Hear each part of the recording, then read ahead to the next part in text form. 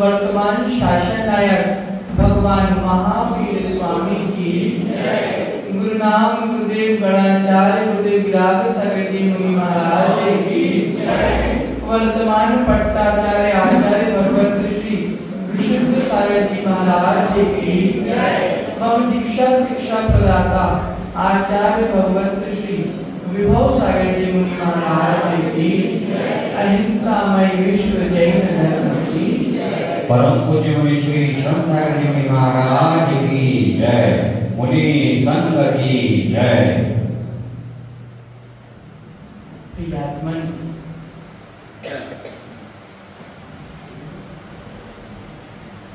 पर्वाधिराज परिभूषण पर्व का 8वां दिवस,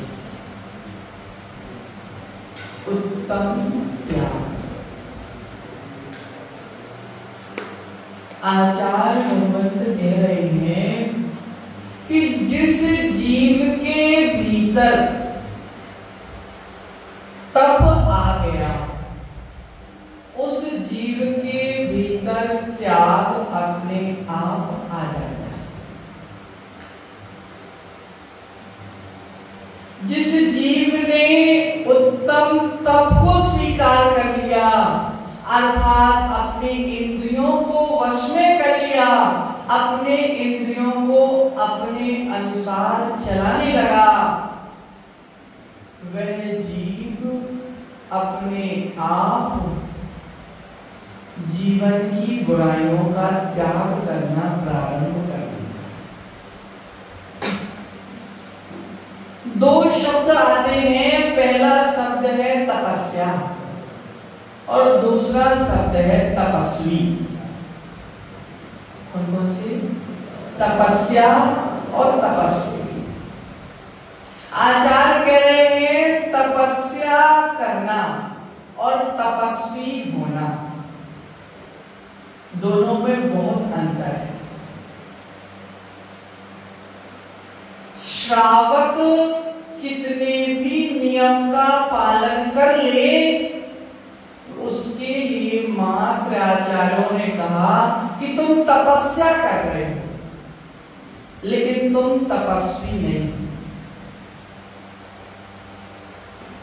तुम मात्र तपस्या कर रहे हो, तुम तपस्वी नहीं हो। दूसरे शब्द आते हैं व्रतों का पालन करना और व्रती होना। क्या है शब्द? व्रतों का पालन करना और व्रती होना। जो इन 10 दिनों में उपवास कर रहे हैं, जो एकादश कर रहे हैं, विभिन्न रसों का त्याग कर रहे हैं, ये सब व्रतों के पालन में आ गया, लेकिन व्रती नहीं। व्रती क्यों? क्योंकि तुम व्रतों का पालन 10 दिन के लिए कर रहे हो, इसलिए तुम मात्र व्रतों का पालन कर रहे हो। लेकिन जो व्रती होता है वह 10 दिन के लिए व्रतों का पालन नहीं करता, वह तो जीवन भर के लिए करता। हम 10 दिन की तपस्या कर रहे हैं, इसलिए मात्र हम तपस्या कर रहे हैं। लेकिन जो मुनिराज हैं वे जीवन भर तपस्या करते हैं, इसलिए तपस्वी। आचार्य स्पष्ट कह रहे हैं, तुम पूरे 10 दिन में जितने कर्मों की निर्जरा करते हो उससे कई गुना ज्यादा तपस्वी और व्रती पल भर में करता है। विशुद्धि का परिणाम जीवन में व्रतों की महिमा, क्योंकि व्रतों को नियम रूप में ग्रहण करना आसान बात है, लेकिन व्रतों को यम रूप में ग्रहण करना कठिन है। आज उत्तम त्याग का दिवस है, तो आचार्यों ने छोटी सी परिभाषा दे दी त्याग की। जब तक त्याग का भी त्याग नहीं होता, जब तक उत्तम त्याग जीवन में नहीं आता। थोड़ी परिभाषा कठिन है। जब जीव त्याग का भी त्याग कर देता है, तब जीव के जीवन में उत्तम त्याग आता है। अब त्याग का भी त्याग कैसे? भैया, विराट भैया, आपने मंदिर में 1 लाख रुपए दान दिए। आपने मंदिर में 1 लाख रुपए दान दिए, आपने त्याग किया। 1 लाख का त्याग किया। मंदिर में 1 लाख का दान दिया, आपने 1 लाख त्याग किया। लेकिन उस 1 लाख के त्याग के साथ मैंने मंदिर में 1 लाख रुपए दिए, मैं ही मंदिर का करता करता हूं, इस बात का भी त्याग करना त्याग का त्याग करना।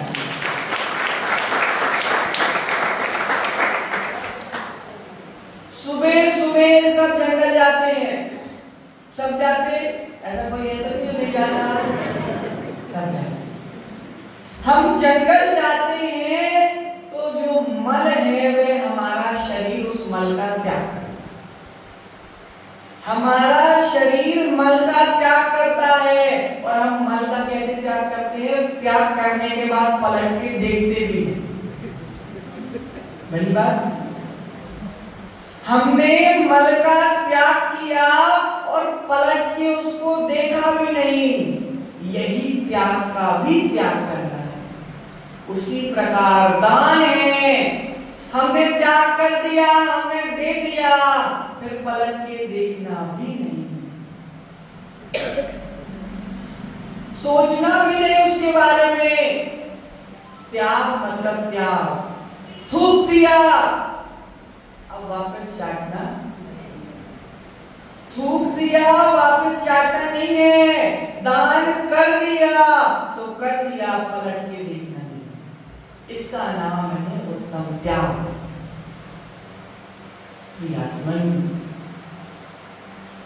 बहुत प्यारी पंक्तियां लिखी किसने? राग इंसान को शैतान बना देता है। राग इंसान को शैतान बना देता है, वैराग इंसान को महान बना देता है। राग इंसान को शैतान बना देता है और वैराग इंसान को महान बना देता है। त्याग से डरने वालों, त्याग से डरने वालों, ये त्याग ही इंसान को भगवान बना देता है। त्याग, भगवान कैसे बने?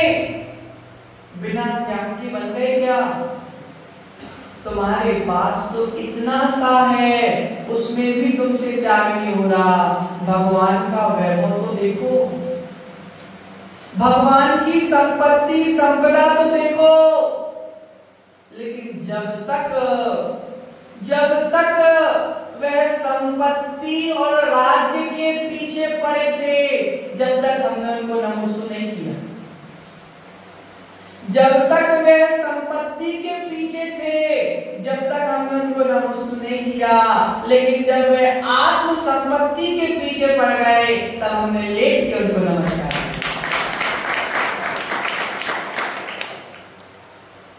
जोड़ने से महानता नहीं है, छोड़ने से महानता है।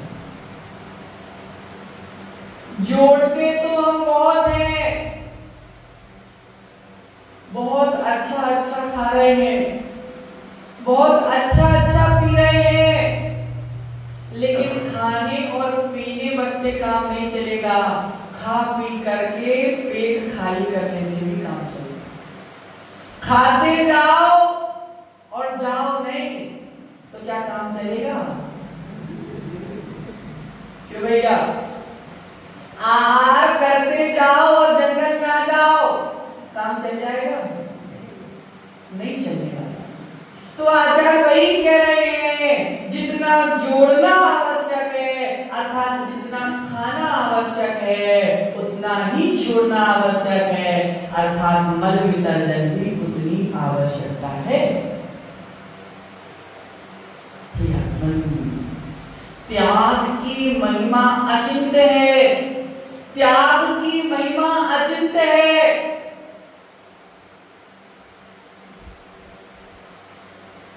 आप लोग पंकज जी सुबह 6 बजे से लेकर रात के 10 बजे तक मेहनत करते हैं, दुकानदारी, खेती और जहां से आए वहां से। सुबह 6 बजे से लेकर शाम के रात के 10 बजे तक पूरे दिन मेहनत करते हैं, तब भी शांति से 2 रोटी नहीं खा पाते। सारा दिन मेहनत करते हो, लेकिन शांति से 2 रोटी नहीं खा पाते। और मुनिराज को देखो, कुछ भी नहीं करते दिन भर और दोनों हाथ से खाते। महिमा किसकी? त्याग की। तुमने त्याग नहीं किया, लेकिन मेहनत करते रहे, तो शांति से एक वक्त की रोटी भी नहीं खा पाए। और मुनिराज ने त्याग कर दिया और कुछ भी नहीं कर रहे, और बहुत पांव भी धुलाए जाते हैं, पूजा भी की जाती है, परिक्रमा भी लगाई जाती है, और दोनों हाथ से खाते। तुम एक से खाते हो, 2 से खाते। आचार्य कह रहे हैं, त्याग की महिमा। तुम रोटी के चक्कर लगाते हो, रोटी हमारे चक्कर लगाते हो।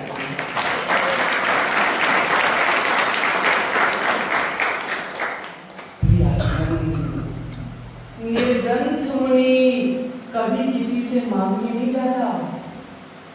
निर्ग्रंथ मुनि कभी किसी से मांगने नहीं जाता। आचार्य कह रहे हैं, मुनि का मार्ग दीनता का मार्ग नहीं है। मुनि का मार्ग दीनता का मार्ग नहीं है। मुनि का मार्ग हीनता का मार्ग नहीं। मुनि का मार्ग दीनता का मार्ग नहीं है। मुनि का मार्ग हीनता का मार्ग नहीं है। मुनि का मार्ग वीरता का मार्ग है।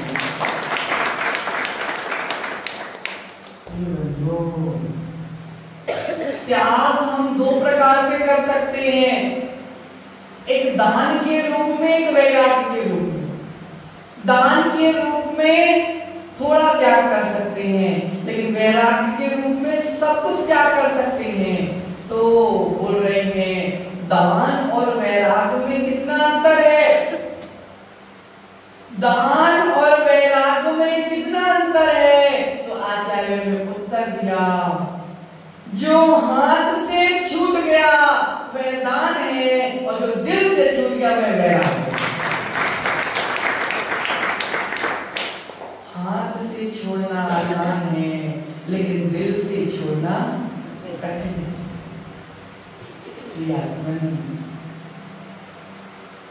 खोटी सलाह, बुरी सलाह से राजा बर्बाद हो जाता है।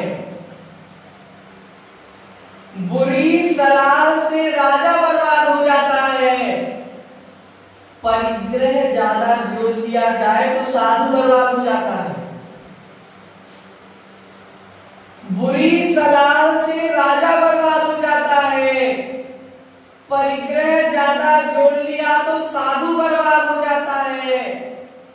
बच्चे को ज्यादा लाड़ प्यार दिया जाए तो बच्चा बर्बाद हो जाता है।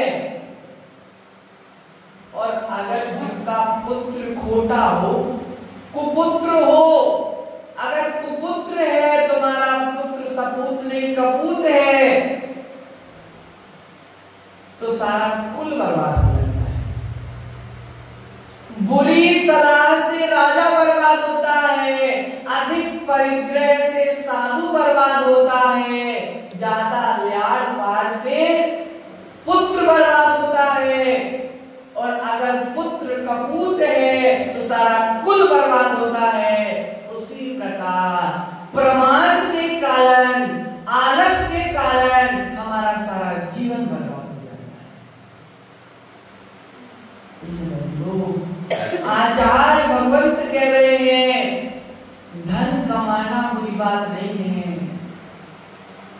धन बुरा नहीं है, धन के प्रति जो आकांक्षाएं हैं वह बुरी है। बिना धन के काम चलने वाला नहीं है। अगर परिवार चलाना है, अपनी जिम्मेदारियों को पूरा करना है तो धन तो चाहिए, लेकिन धन बुरा नहीं है। धन के प्रति जो आकांक्षाएं हैं वह बुरी है। आकांक्षा हमारे जीवन में अशांति को लाने वाली है। आकांक्षाएं हमारे जीवन को डिस्टर्ब करने वाली है, झंझोर के रख देती है ये आकांक्षा। मन की बात पूरी ना हो तो मुख से कुछ निकले या ना निकले, मन में तो बहुत गड़बड़ी चालू हो जाती है। और मन की बात अगर पूरी हो जाए तो और नहीं बात, क्योंकि आकांक्षाएं कभी जीवन में समाप्त होने वाली, और जिनके जीवन में आकांक्षा समाप्त हो गई, जिनके जीवन में सारी आशाएं समाप्त हो गई, जिनके जीवन में सारी मन्नतें पूरी हो गई, अब जिनको किसी की आकांक्षा नहीं है, वही अपनी आत्मा को परमात्मा बना सकते।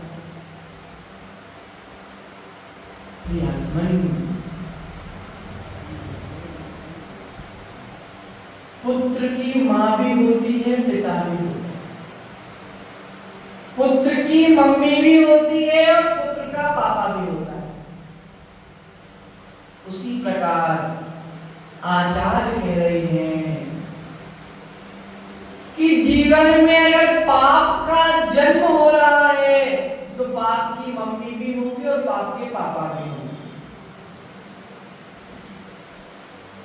जीवन में अगर पाप का जन्म हो रहा है तो पाप के जन्म से पहले पाप की मम्मी भी होगी और पाप के पापा भी होंगे। जीवन में अगर आकांक्षाएं हैं तो वह पाप की मम्मी है। आकांक्षाएं कौन है? पाप की मम्मी। पाप की मम्मी आकांक्षाएं हैं और पाप के पापा अहंकार है। और जिसके जीवन में आकांक्षाएं हैं अर्थात पाप की मम्मी है और अहंकार है तो पाप के पापा है, और जहां पापा और मम्मी है वहां पुत्र रूपी पाप भी जीवन में आ जाए। संसार में अगर हम खुश रहना चाहते हैं तो उसके पीछे एक ही तरीका है कि अपनी आवश्यकताओं को अपने नियंत्रण में रखिए। अपनी आवश्यकताओं को अपने कंट्रोल में रखिए। अगर एक में काम चल रहा है तो दूसरा तीसरा क्यों? एक साथ हम तीनों का उपयोग नहीं कर सकते, लेकिन चाहिए। एक साथ एक बार में हम कितनी गाड़ी चला सकते? एक गाड़ी। ऐसा तो नहीं 2 गाड़ी एक साथ चला सकते। लेकिन जब एक गाड़ी की आवश्यकता है और एक गाड़ी में काम हो रहा है तो 3 गाड़ी क्यों? ये है आकांक्षा। और आने दो, और आने दो, और आने दो, ये है आकांक्षा। और आ जाए तो मेरे से बड़ा कोई नहीं। तुम्हारे पास कितनी है? 1, हमारे पास 3। तो पहले आकांक्षा आई और जब पूर्ति हो गई तो अहंकार आ गया। बस बाबाना प्रारंभ। इन्हीं के त्याग की चर्चा उत्तम त्याग में की जाती है। हमारे भीतर बुराइयां कौन सी हैं? हम सबको अपनी अच्छाई बताते बोलते हैं, मेरे से अच्छा कोई नहीं, मेरे अंदर ये क्वालिटी, उसके अंदर कुछ नहीं, मैं ही ऊंचा हूं। हम सबको अपनी अच्छाई बताते हैं, लेकिन हमारे भीतर बुराई कितनी है? वो बुराइयां हम दूसरे को नहीं बताना चाहते, मत बताइए, लेकिन उन बुराइयों को स्वयं को तो बताइए और उन्हीं बुराइयों का जीवन से त्याग कर देना उत्तम है।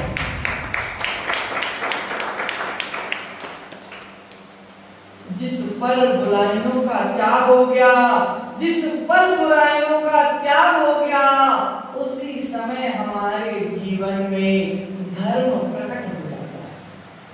महाराज जी, हम इतना धर्म करते हैं लेकिन हमारी बुद्धि सही क्यों नहीं हो रही? तो आचार्य कह रहे हैं, तुम ऊपर से तो धर्म कर रहे हो, लेकिन तुमने भीतर से धर्म कब किया? और जब तक भीतर से धर्म नहीं आया, जब तक तुम्हारे जीवन में शांति आने वाली नहीं है। अगर धर्म को जीवन में जन्म देना है तो पहले बुराइयों को भगाना पड़ेगा। समझे? एक म्यान में 2 तलवार नहीं रखी जा सकती। एक म्यान में 2 तलवार नहीं रखी जा सकती। एक को निकालोगे तो दूसरी रख पाओगे और दूसरी को निकालोगे तो पहली रख पाओगे। उसी प्रकार ये जीवन भी हमारा म्यान के समान है। हमारा जीवन म्यान के समान है। अगर तुम इस जीवन की म्यान में बुराइयों की तलवार रखोगे तो धर्म की तलवार नहीं रख सकते, और धर्म की तलवार रखोगे तो बुराइयों की तलवार नहीं रख सकते। कोई भी एक का।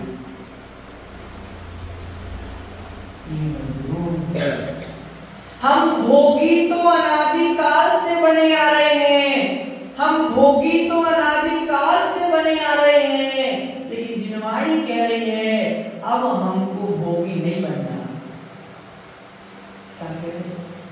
अब हमको भोगी नहीं बनना, अब तो मात्र और मात्र हमको त्यागी बनना है। भोगी तो अनादिकाल से बन लिया, कोई मजा नहीं आया। रोते आए थे, रोते जाओगे, जीवन भर रोते रहोगे। भोगों को भोगने में नश्वर सुख की प्राप्ति हुई, शाश्वत सुख की प्राप्ति तो हुई नहीं। आज सुख आ गया, कल दुख आ गया, फिर दुख आ गया, परसों सुख आ जाएगा। ये तो चलता ही चलता रहता है। लेकिन आचार्य क्या कह रहे? भोगों को हमने इतना भोगा और स्वयं भोगी बन गए, लेकिन आनंद नहीं आया। लेकिन अब हमारे पास समय आया कि अब हम त्यागी बनकर जीवन जीते। त्यागी बन के जो जीवन जीता है उसको वर्तमान में तो सुख मिलता ही मिलता है, और भविष्य उसमें कई भवों तक सुख की प्राप्ति होती है। आचार्य कह रहे हैं लोगों को अगर बोला जाए कि भैया इसका त्याग कर दो, अगर कोई महाराज बोले कि भैया इसका त्याग कर दो, इसका त्याग कर दो, महाराज हमारे बस की नहीं, हमसे नहीं होगा, तो क्या कह रहे संत अगर त्याग कराते हैं तो बात नहीं मानते, और फिर बाद में डॉक्टर त्याग कराते हैं तो फिर जीभ में ताला लगाना पड़ता है। जो महाराज त्याग करवाए बोले महाराज, जो महाराज त्याग कराए उनके पास कोई भीड़ नहीं रहती, और जो महाराज त्याग नहीं कराए तो पूरी भीड़ भरी है।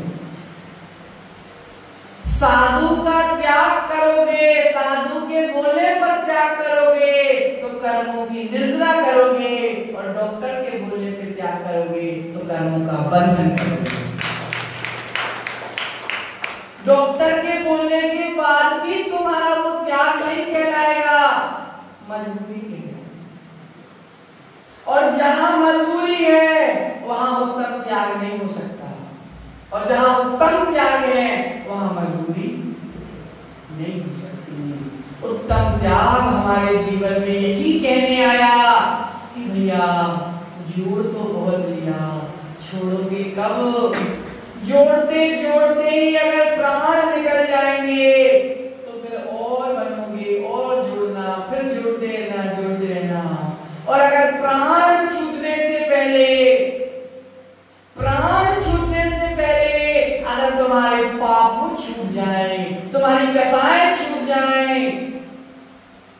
तो बहुत अच्छा है, और अगर तुम मरते दम तक भी त्याग करने की भावना तुम्हारे भीतर नहीं आई तो फिर व्यंतर बन के, सांप बन के, जो बेटी तुमने भर के छुपाई है उसी के ऊपर घूमते, है ना? इसलिए उत्तम त्याग हमारे जीवन में आए, उत्तम त्याग अगर हमारे जीवन में आ गया तो हमारे जीवन में अच्छों के प्रति रुचि बढ़ जाएगी और बुराइयों के प्रति हमारी रुचि कम हो जाएगी, और जहां बुराइयों के प्रति रुचि कम हो गई वहां से कर्मों की निद्रा प्रारंभ हो जाएगी, और प्रारंभ हो गई तो कटते कटते कटते कटते एक दिन सारे कर्म नष्ट हो जाएंगे और हम भी परमात्मा बन जाएंगे। इसी मंगल भावना के साथ परम पूज्य के आदर्श